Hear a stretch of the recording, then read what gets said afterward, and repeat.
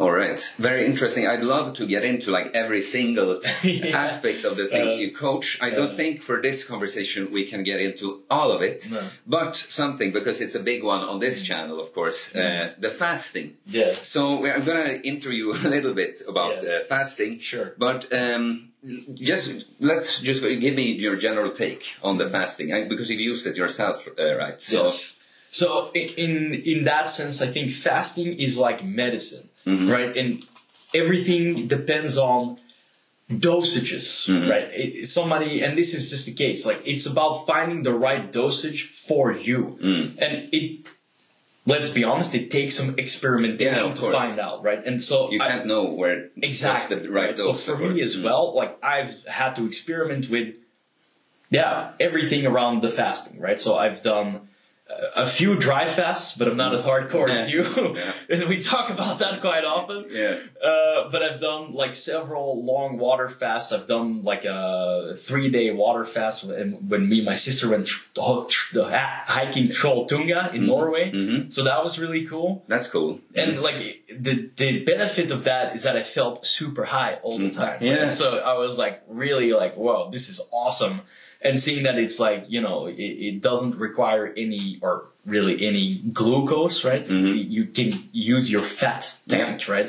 So like that works really well. So done different types of fasting, you know, OMAD, whatever, you know, alternate day eating, all this type of stuff.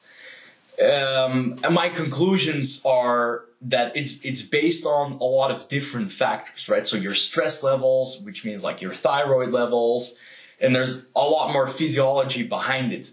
So again, like what the appropriate amount of fasting is dependent on the individual. And the way there is to experiment with different fasting modalities. And like now I'm at a place where I fast way less because I'm also leaner and have more muscle. And I know that for like my body, like my hormones, like especially my thyroid hormones, because I can kind of like, I can feel that. Like I get, I've had that now more recently, and that's also because of the stress and stuff like that, right? Again, thyroid hormones that I get really cold really fast. And for the people that don't know, right, I've been swimming in the fjords for like 10 minutes in 4 degrees Celsius water. So like getting cold to me is a weird experience then, right? It's like, oh, this is not what it's supposed to be, but it just means that the thyroid got downregulated, right? That the metabolism isn't doing what it's supposed to do. And yeah, again, that's dependent on the individual, and especially how much stress you have, like how much body fat you have, how much muscle mass, right? Because it eats a lot of energy. So yeah. No, so let's get into that for a little bit. I have some more questions, but so it's a funny place to start, but because you mentioned the thyroid and stuff. For what person really shouldn't fast, except for the obvious one, like someone who's like super ripped and barely has any body fat. That makes sense, of course. But there is actually a time where even someone could be even overweight, right? And it's not the best time to be fasting.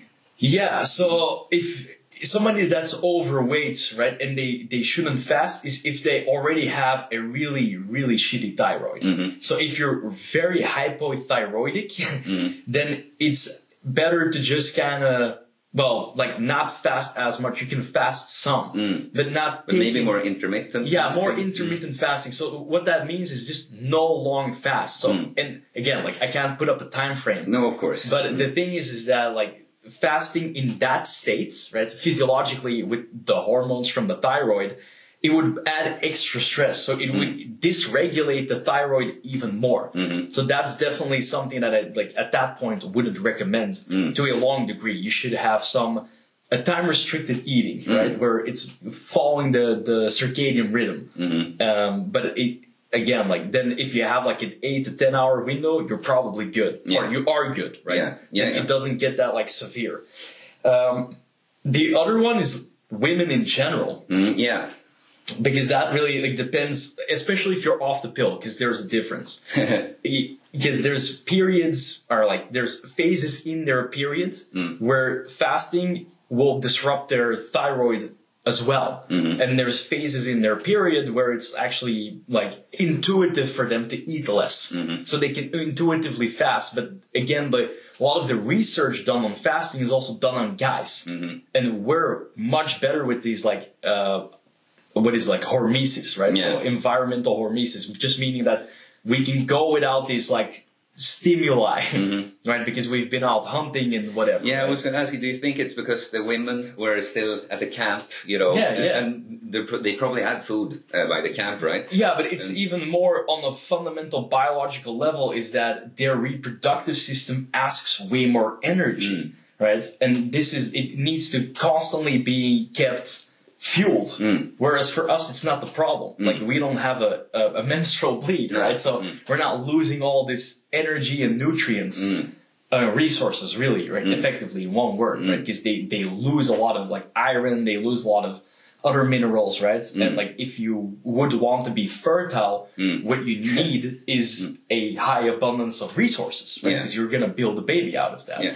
So to be clear, this is not like Sim saying fear-mongering that women shouldn't fast at all. It's just that women might have to be more careful. Yeah, definitely more, like let's just say cautious or strategic. Yeah. It's just like, okay, like follow your intuition in that, and like if you're off the pill, definitely track where you are in your cycle and make it correspond to that.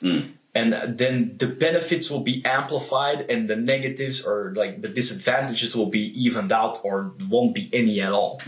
Yeah, and it's a shame these days with, trust your intuition. I want to say that too, but frankly, too many people's bodies are just too screwed up. So if they go by their intuition, it's not going to go well at all.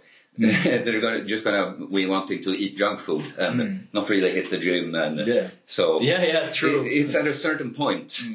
Interesting one that because of course the signals we get from our body in the ideal state, they tell us exactly what we need to know. Yes, but not everyone is quite as lucky. So one kind of random question.